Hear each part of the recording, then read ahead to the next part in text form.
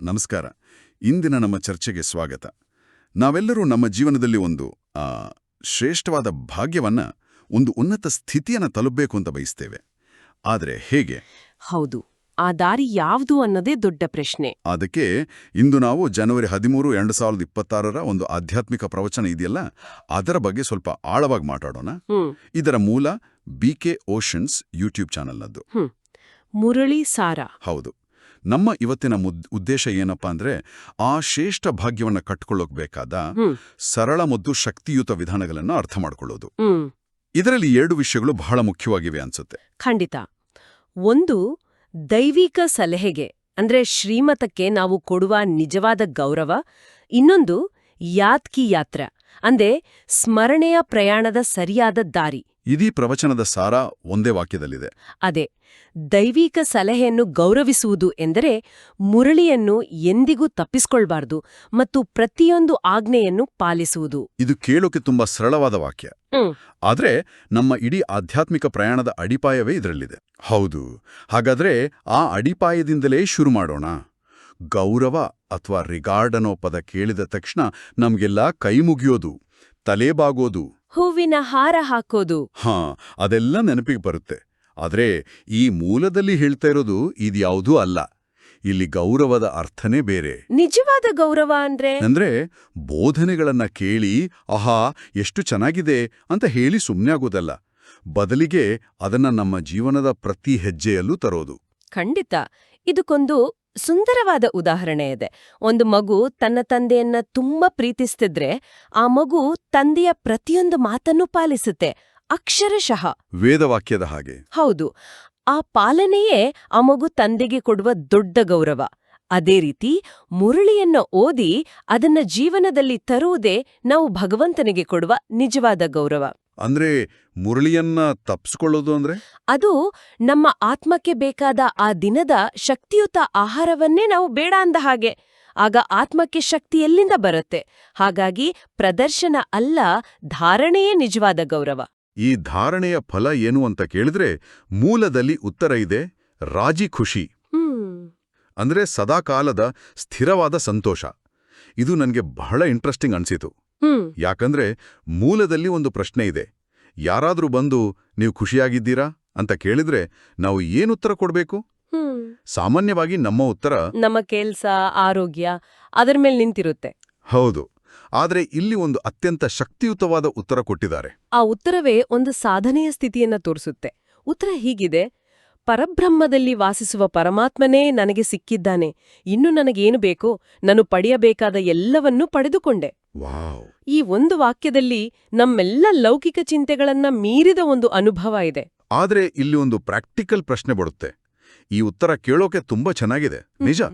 ಆದ್ರೆ ಒಬ್ಬ ವ್ಯಕ್ತಿ ಅನಾರೋಗ್ಯದಿಂದ, ದುಡ್ಡಿನ ಸಮಸ್ಯೆಯಿಂದ ಬಳಲ್ತಾ ಇದ್ರೆ ನನಗೆ ದೇವ್ರು ಸಿಕ್ಕಿದಾನೆ ಅದೇ ಸಾಕು ಅಂತ ಹೇಳೋದು ಒಂದ್ ರೀತಿ ವಾಸ್ತವದಿಂದ ದೂರ ಓಡಿದ ಹಾಗೆ ಆಗಲ್ವಾ? ಇದು ಬಹಳ ಮುಖ್ಯವಾದ ಮತ್ತು ಸಹಜವಾದ ಪ್ರಶ್ನೆ. ಮೂಲದಲ್ಲಿ ಇದ್ರ ಬಗ್ಗೆ ಸ್ಪಷ್ಟೀಕರಣ ಇದೆ. ಇದರ ಅರ್ಥ ನಮ್ಮ ಶಾರೀರಿಕ ನೋವನ್ನ ಅಥವಾ ಲೌಕಿಕ ಸಮಸ್ಯೆಗಳನ್ನ ಇಲ್ಲ ಅಂತ ಹೇಳೋದಲ್ಲ. ಶರೀರ ಹಳೆಯದಾಗಿದೆ, ಅದರ ಕರ್ಮದ ಲೆಕ್ಕಾಚಾರಗಳು ನಡೀತಾನೇ ಇರ್ತವೆ, ಸಮಸ್ಯೆಗಳು ಬರ್ತವೆ ಹೋಗ್ತವೆ. ಆದ್ರೆ ನಮ್ಮ ಖುಷಿಯ ಅಡಿಪಾಯ ಆ ಸಮಸ್ಯೆಗಳ ಮೇಲೆ ಇರಬಾರ್ದು. ನಮ್ಮ ಖುಷಿಯ ಮೂಲ ಪರಮಾತ್ಮನ ಪ್ರಾಪ್ತಿ. ಇದು ಆತ್ಮದ ಅನುಭವ.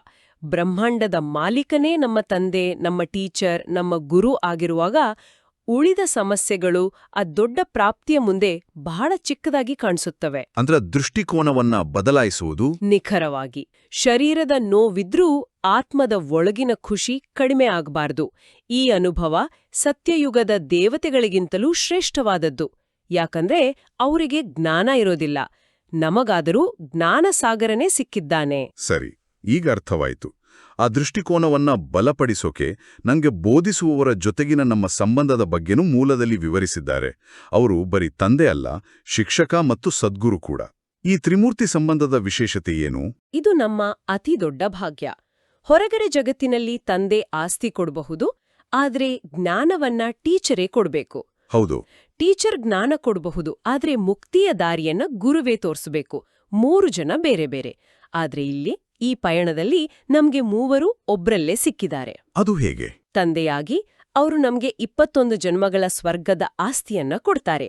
ಶಿಕ್ಷಕರಾಗಿ ಈ ಸೃಷ್ಟಿ ಚಕ್ರದ ಜ್ಞಾನ ಕೊಟ್ಟು ನಮ್ಮನ್ನ ಚಕ್ರವರ್ತಿ ರಾಜನನ್ನಾಗಿ ಮಾಡ್ತಾರೆ. ಮತ್ತು ಸದ್ಗುರುವಾಗಿ ನಮ್ಮ ಕೈ ಹಿಡಿದು ನಮ್ಮ ಪಾಪಗಳನ್ನೆಲ್ಲ ಕಳೆದು ನಮ್ಮನ್ನ ವಾಪಸ್ ಮನೆಗೆ ಕರ್ಕೊಂಡು ಹೋಗ್ತಾರೆ. ಒಂದೇ ಸಂಬಂಧದಲ್ಲಿ ಇಷ್ಟೆಲ್ಲಾ ಪ್ರಾಪ್ತಿ? ಬೇರೆಲ್ಲೂ ಸಾಧ್ಯವಿಲ್ಲ. ಈ ಮೂರೂ ಸಂಬಂಧಗಳು ನಮ್ಮ ಆಧ್ಯಾತ್ಮಿಕ ಸ್ಥಿತಿಯ ಅಡಿಪಾಯದ ಹಾಗೆ. ಆದರೆ ಮೂಲದಲ್ಲಿ ಒಂದು ದೊಡ್ಡ ಎಚ್ಚರಿಕೆಯನ್ನು ಕೊಟ್ಟಿದ್ದಾರೆ. ಮಾಯೆ ಅಥವಾ ಭ್ರಮೆ ಈ ಸಂಬಂಧಗಳನ್ನೇ ಮೊದಲು ಮುರಿಯೋಕೆ ಪ್ರಯತ್ನಿಸುತ್ತೆ ಅಂತ. ಇದು ಹೇಗೆ ಕೆಲಸ ಮಾಡುತ್ತೆ? ಮಾಯೆಯ ತಂತ್ರ ಬಹಳ ಸೂಕ್ಷ್ಮವಾದದ್ದು. ಅದು ನೇರವಾಗಿ ಬಂದು ನಾನು ಮಾಯೆ ಅಂತ ಹೇಳಲ್ಲ. ನಮ್ಮೊಳಗೆ ದೇಹ ಅಭಿಮಾನದ ಒಂದು ಸಣ್ಣ ಅಂಶ ಬಂದ್ರೂ ಸಾಕು. ಮೊದ್ಲು ಮರೆಯೋದೆ ತಂದೆಯ ಜೊತೆಗಿನ ಸಂಬಂಧ. ನಾನು ಆತ್ಮ ಅನ್ನೋ ನೆನಪು ಹೋಗಿ ನಾನು ಈ ದೇಹ ಅನ್ನೋ ಭಾವನೆ ಬಂದಾಗ ತಂದೆಯ ನೆನಪು ತಾನಾಗಿಯೇ ಕಡಿಮೆಯಾಗುತ್ತೆ.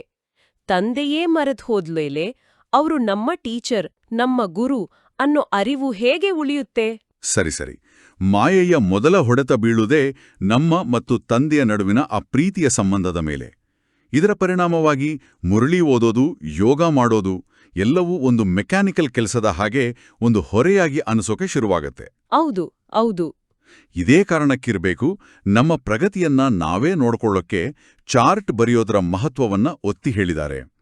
ಆದರೆ ನನ್ನನ್ನ ನಿಜವಾಗ್ಲೂ ಆಶ್ಚರ್ಯಗೊಳಿಸಿದ ಒಂದು ವಿಷಯ ಅಂದ್ರೆ ಕೇವಲ 2% ಜನ ಮಾತ್ರ ಪ್ರಾಮಾಣಿಕವಾಗಿ ಚಾರ್ಟ್ ಬರೀತಾರೆ ಅಂತ. ಹೌದು, ಆ ಅಂಕಿಅಂಶ ನಮ್ಮನ್ನ ಒಮ್ಮೆ ನಿಲ್ಸಿ ಯೋಚನೆ ಮಾಡೋ ಹಾಗೆ ಮಾಡುತ್ತೆ. 98% ಜನ ಈ ಜ್ಞಾನ ಮಾರ್ಗದಲ್ಲಿದ್ರೂ ತಮ್ಮನ್ನ ತಾವು ಪರಿಶೀಲಿಸಿಕೊಳ್ಳೋದ್ರಲ್ಲಿ ಅಷ್ಟು ಗಂಭೀರವಾಗಿಲ್ಲ ಅಂತ. ಯಾಕೆ ಹೀಗೆ? ನಮ್ಮದೇ ಪ್ರಗತಿಯನ್ನ ನೋಡ್ಕೊಳ್ಳೋಕೆ ಯಾಕೆ ನಾವು ಹಿಂದೇಟು ಹಾಕ್ತೀವಿ? ಇದು ಬರೀ ಮರಿವು ಅಥವಾ ಸೋಮಾರಿತನವಾ? ಅಥವಾ ನಮ್ಮ ತಪ್ಪುಗಳನ್ನ ಎದುರಿಸೋ ಭಯನಾ? ಇದು ಬಹಳ ಆಳವಾದ ಪ್ರಶ್ನೆ. ಬಹುಶಃ ಇವೆಲ್ಲದರ ಮಿಶ್ರಣ. ಕೆಲವೊಮ್ಮೆ ನಾನು ಚೆನ್ನಾಗಿಯೇ ಇದ್ದೇನೆ ಅನ್ನೋ ಒಂದು ಸೂಕ್ಷ್ಮ ಅಹಂಕಾರ ಇರಬಹುದು. ಇನ್ನು ಕೆಲವೊಮ್ಮೆ ನಮ್ಮ ತಪ್ಪುಗಳನ್ನ ಚಾರ್ಟ್ನಲ್ಲಿ ಬರೆದಾಗ ನಮ್ಮ ಕಣ್ಣಿಗೆ ನಾವೇ ಸಣ್ಣವರಾಗಿ ಕಾಣ್ತೀವೇನೋ ಅನ್ನೋ ಭಯ. ಚಾರ್ಟ್ ಬರೆಯದಿರೋದು ಆತ್ಮಪರಿಶೀಲನೆಯ ಕೊರತೆಯನ್ನ ತೋರಿಸುತ್ತೆ. ಅದಕ್ಕಿಂತ ಡೇಂಜರಸ್ ವಿಷಯ ಅಂದ್ರೆ ಕೆಲವರು ಮುರುಳಿ ಸಿಕ್ಕಿದ್ರೂ ಅದನ್ನ ಓದೋದೇ ಇಲ್ಲ. ಇದು ನಮ್ಮ ಆಧ್ಯಾತ್ಮಿಕ ಮನೆಯ ಅಡಿಪಾಯಕ್ಕೆ ನಾವೇ ಡೈನಮೈಟ್ ಇಟ್ಟಾಗೆ ಅಲ್ವಾ? ಖಂಡಿತ.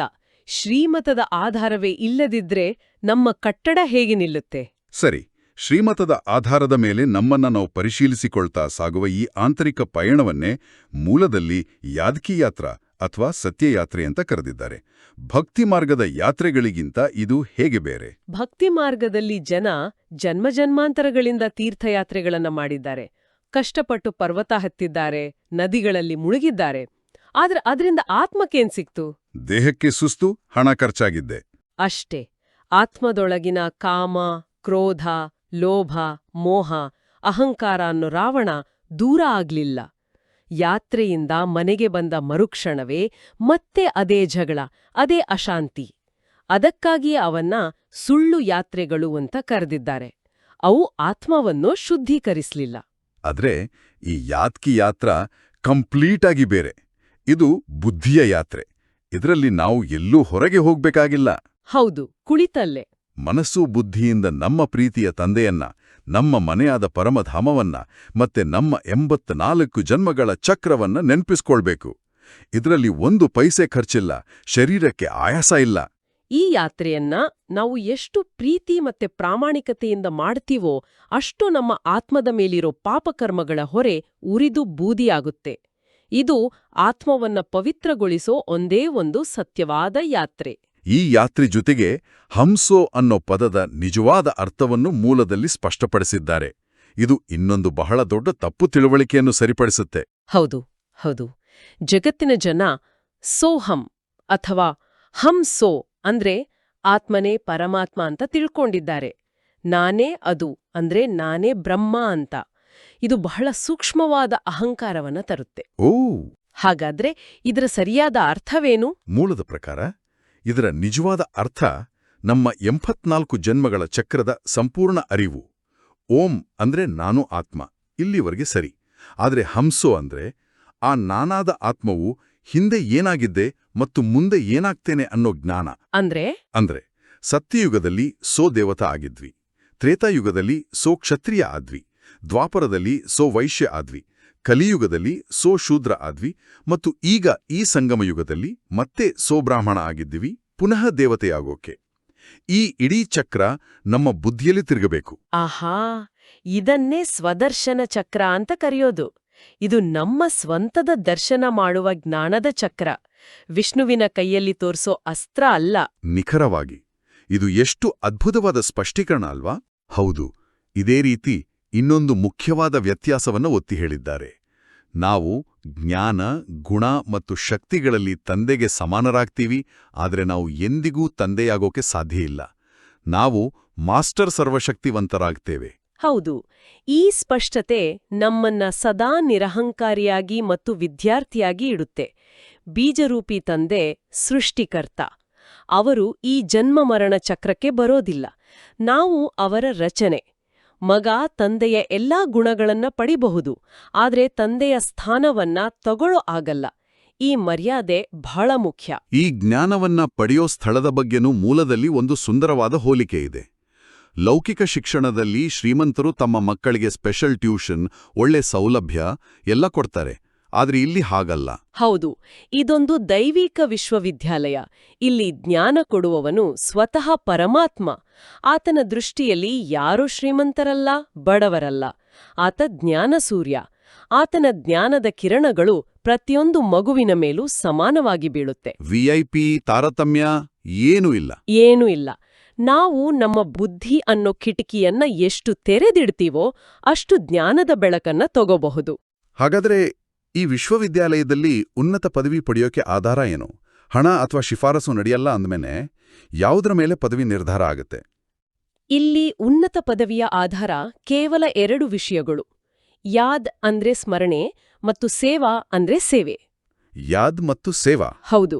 ಯಾರು ತಂದೆಯನ್ನ ಅತಿ ಹೆಚ್ಚು ಪ್ರೀತಿಯಿಂದ ನೆನ್ಪಿಸ್ಕೊಳ್ತಾರೋ ಅವರಿಗೆ ಸ್ವಾಭಾವಿಕವಾಗಿ ಬೇರೆಯವರಿಗೂ ಈ ಜ್ಞಾನವನ್ನ ಕೊಡಬೇಕು, ಅವರ ದುಃಖವನ್ನ ದೂರ ಮಾಡಬೇಕು ಅನ್ನೋ ಸೇವೆಯ ಆಸಕ್ತಿ ಹುಟ್ಟುತ್ತೆ. ಯಾರು ಉನ್ನತಿಯ ಜೊತೆ ಸರ್ವರ ಉನ್ನತಿಯ ಸಂಕಲ್ಪ ಇಟ್ಕೊಳ್ತಾರೋ ಅವರೇ ಉನ್ನತ ಪದವಿಯನ್ನ ಪಡೀತಾರೆ. ಎಲ್ಲವೂ ನಮ್ಮ ಸ್ವಂತ ಪುರುಷಾರ್ಥದ ಮೇಲೆ ನಿಂತಿದೆ.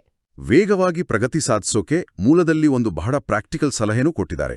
ನಮ್ಮ ದೈವಿಕ ಚರ್ಚೆಗಳ ಮಧ್ಯೆ ಲೌಕಿಕ ವಿಷಯಗಳನ್ನ ಅಂದ್ರೆ ದುಡ್ಡು ಕಾಸು, ವ್ಯಾಪಾರದ ಸಮಸ್ಯೆಗಳನ್ನ ತರಬಾರ್ದು ಅಂತ.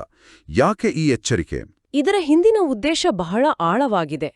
ನಾವು ಆಧ್ಯಾತ್ಮಿಕ ಕೇಂದ್ರಕ್ಕೆ ಬಂದಾಗ ನಮ್ಮ ಬುದ್ಧಿ ಕಂಪ್ಲೀಟ್ ಆಗಿ ಒಂದು ತಂದೆಯ ನೆನಪಿನಲ್ಲಿರ್ಬೇಕು.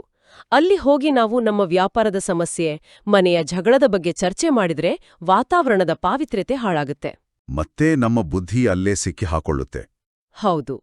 ಇನ್ನೊಂದು ಮುಖ್ಯ ಕಾರಣ ಏನಪ್ಪಾ ಅಂದ್ರೆ, ಹೊರಗಿನ ಆಧಾರಗಳ ಊರುಗೋಲನ್ನ ಬಿಟ್ಟು ದೈವಿಕ ಸಲಹೆಯ ಅಂದ್ರೆ ಶ್ರೀಮತದ ಆಧಾರದ ಮೇಲೆ ನಾವು ಆತ್ಮನಿರ್ಭರರಾಗಬೇಕು ಅನ್ನೋದು.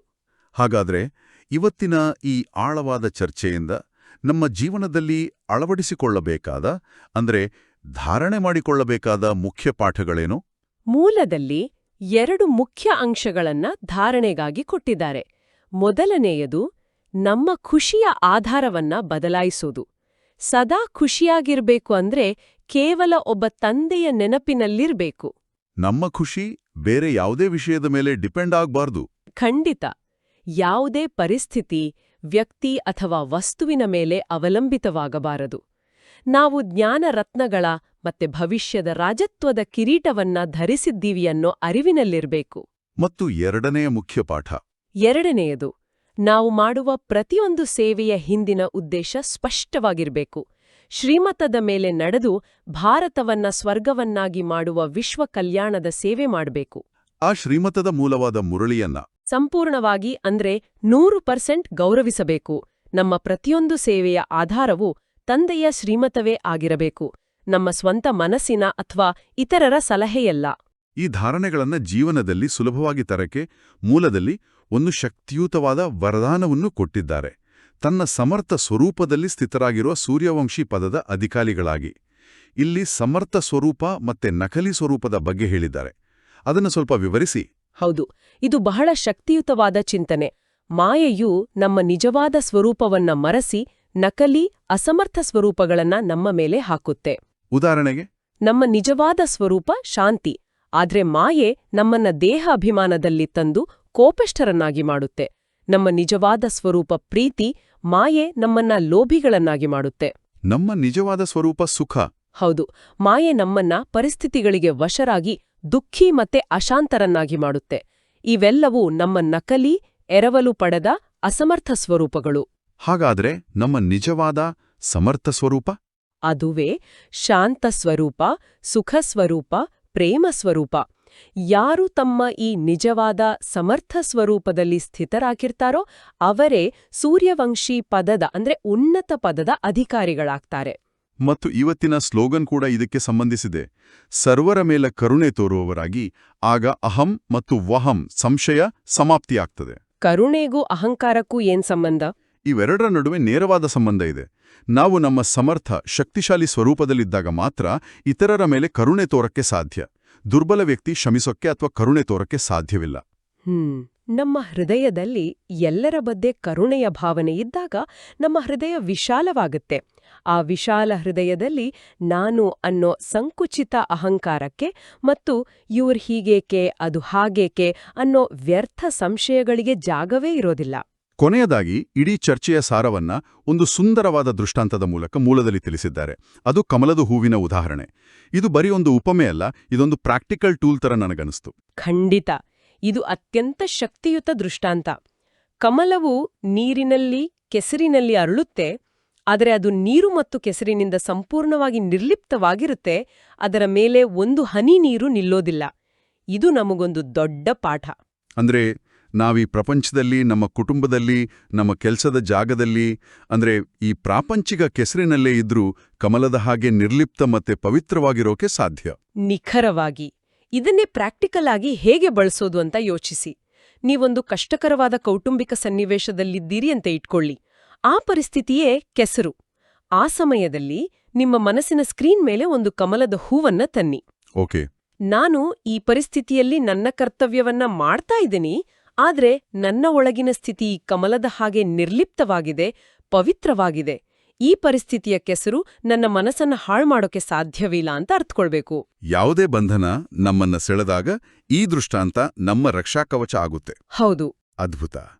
ಹಾಗಾದ್ರೆ ಇವತ್ತಿನ ಈ ಆಳವಾದ ವಿಶ್ಲೇಷಣೆಯನ್ನ ಸಂಕ್ಷಿಪ್ತವಾಗಿ ಹೇಳೋದಾದ್ರೆ, ನಿಜವಾದ ಸಂತೋಷ ಮತ್ತು ಶ್ರೇಷ್ಠ ಭಾಗ್ಯ ಅನ್ನೋದು ಹೊರಗಿನ ಸಂದರ್ಭಗಳನ್ನ ಬದಲಾಯಿಸೋದರಲ್ಲಿಲ್ಲ, ಬದಲಿಗೆ ಪರಮಾತ್ಮನ ಜೊತೆಗಿನ ನಮ್ಮ ಸಂಬಂಧವನ್ನ ದೃಢಪಡಿಸಿಕೊಂಡು ನಮ್ಮ ದೃಷ್ಟಿಕೋನವನ್ನ ಬದಲಾಯಿಸೋದ್ರಲ್ಲಿದೆ. ಹೌದು. ನಮ್ಮ ನಿಜವಾದ ಸಮರ್ಥ ಸ್ವರೂಪವನ್ನ ನೆನಪಿಸ್ಕೊಂಡ್ರೆ ನಾವು ಯಾವುದೇ ಪರಿಸ್ಥಿತಿಯಲ್ಲೂ ಕಮಲದ ಹಾಗೆ ನಿರ್ಲಿಪ್ತರಾಗಿರಬಹುದು. ಸರಿ. ಕೇಳುಗರಿಗೆ ಒಂದು ಅಂತಿಮ ಚಿಂತನೆಯನ್ನ ಕೊಡೋಕೆ ಇಷ್ಟಪಡ್ತೀನಿ. ಮೂಲದಲ್ಲಿ ಕಮಲದ ಹೂವನ್ನ ರಚನೆ ಅಂತ ಮತ್ತು ನಮ್ಮನ್ನ ಮಾಸ್ಟರ್ ರಚಯಿತ ಅಂತ ಕರೆದಿದ್ದಾರೆ. ಈಗ ಯೋಚನೆ ಮಾಡಿ, ಒಂದು ಜಡ, ಚೈತನ್ಯ ಇಲ್ಲದ ರಚನೆಯು ಕೆಸರಿನಲ್ಲೂ ನಿರ್ಲಿಪ್ತರಾಗಿರಬಹುದಾದ್ರೆ, ಚೈತನ್ಯ ಸ್ವರೂಪದ ಜ್ಞಾನಪೂರ್ಣ ಮಾಸ್ಟರ್ ರಚಯಿತರಾದ ನಾವು ನಮ್ಮ ಜೀವನದ ಸಂದರ್ಭಗಳನ್ನ ನಾವೇ ಎದುರಿಸ್ತಾ ಅದರಿಂದ ನಿರ್ಲಿಪ್ತರಾಗಿರೋಕೆ ನಮ್ಮಲ್ಲಿರೋ ಶಕ್ತಿ ಎಷ್ಟು ಅಪಾರವಾಗಿರಬಹುದು. ಆ ಶಕ್ತಿಯನ್ನ ಜಾಗೃತಗೊಳಿಸೋದೇ ನಮ್ಮ ನಿಜವಾದ ಪುರುಷಾರ್ಥ. ಇದ್ರ ಬಗ್ಗೆ ಚಿಂತನೆ ನಡೆಸಬಹುದು ಅಲ್ವಾ?